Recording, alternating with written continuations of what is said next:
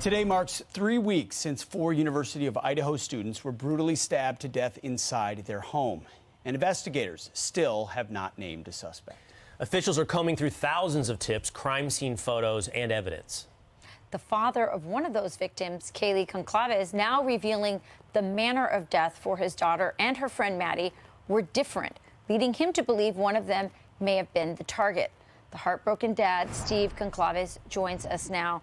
Steve, before we start this interview, I just want you to know how much our hearts go out to you. That I know from what I'm hearing from people everywhere that they are with you, they're praying for you, and they're also hoping for justice to come sooner rather than later for your daughter and her friends. You mentioned here, you talked about the manner in which Kaylee and Maddie were killed is different. And what does that tell you, and what are the police telling you that means?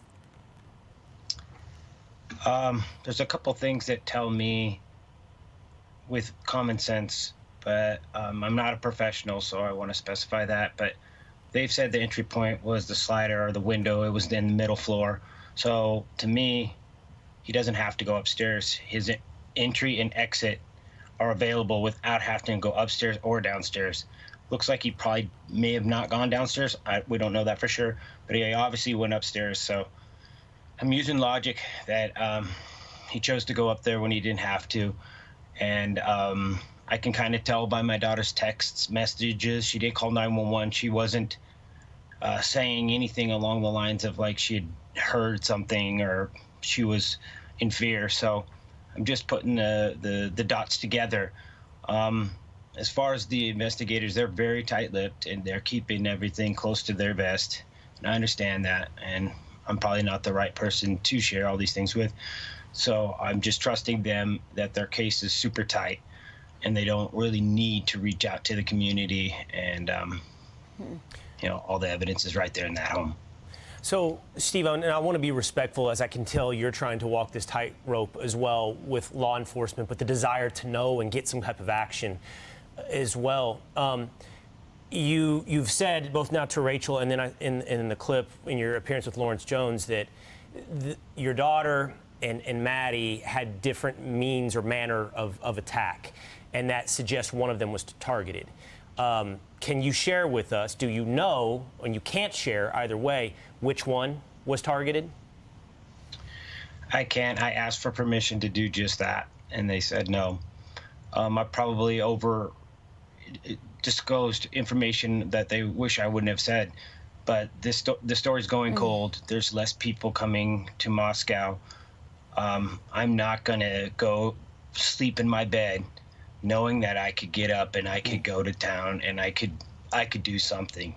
And I'm not gonna go away, and I hate to be a pain, but as a father, I just can't even sleep thinking that I could be doing something. So that's why I'm not. Understandable. Wow. Let me ask the flip side too. You're being respectful toward police about the fact that they need to be tight-lipped. But if there was something you felt like you deserved to know or you should know as a father at this point, are there questions you have unresolved from the police that you feel like, hey, just throw me a bone here and let me know? For sure. I mean, alibis, just share the alibi. If you're not sharing an alibi, to me, it tells me that you're not 100% confident that it's going to stick, or you have somebody who's going to come forward and say, hey, I don't know what he told you or that person's alibi was, but I have this information. I have something. So if you don't share the alibi, it makes it a little bit harder for us to just let those go. And I've said it before, I don't want to make victims out of just bystanders and witnesses. So I just share those things, and that would help. Steve, do you get the sense that you're being asked to not talk more and that law enforcement is being so tight-lipped to protect an investigation that is honing in on a conclusion, or because they're totally lost and there is no real sense of direction? And I think all of us, we want to trust law enforcement. We want them to do their job. But I don't know if you know. I have no idea. Is this thing honing in at this point, or is it scattered all over the place? Wish I knew for sure.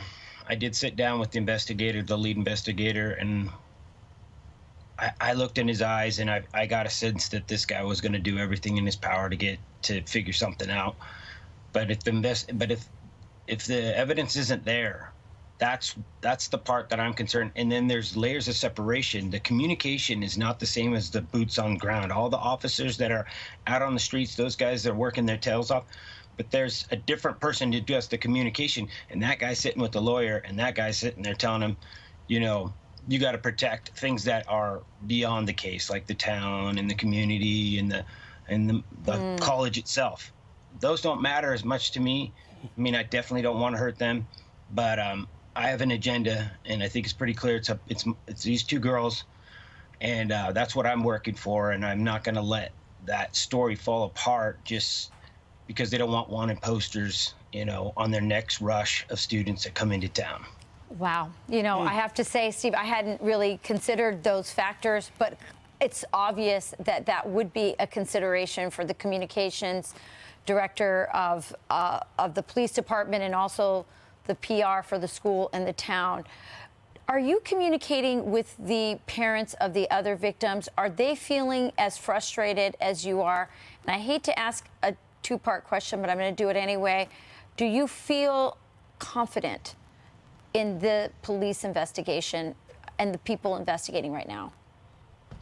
I do not feel confident, and that's why I push the envelope and say a little bit more.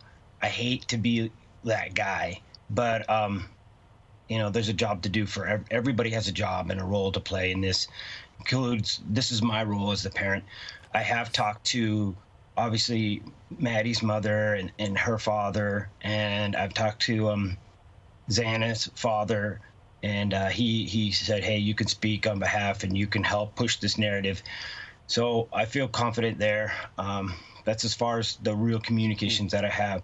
So one family have missed out to being able to be in the same location and the same thing to really get on the same page. So I try not to mention that and stay within my lane of what is my role. And I'm not trying to just gear it all to my daughter.